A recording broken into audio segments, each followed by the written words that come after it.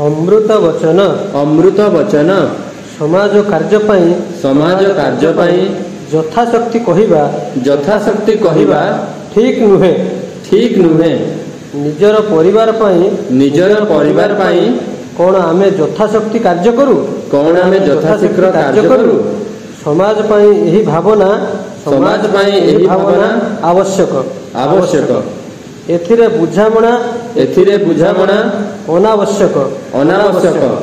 समय मिलिले काम करिबी यह कृत्रिमता एवं अज्ञानता अटे यह द्वारा परिवारर किंबा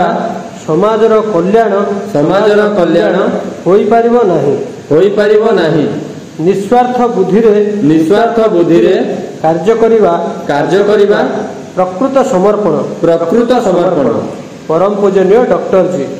पूजनीय डॉक्टर जी समाज कार्य यथाशक्ति कहवा ठीक नुहे निजर परिवार कौन आमे यथाशक्ति कार्य करू समाज यही भावना आवश्यक एथिरे बुझामणा अनावश्यक समय मिलिले काम करिबी यह कृत्रिमता एवं अज्ञानता अटे यह द्वारा परिवारर किंबा समाजर कल्याण होई परिबो नाही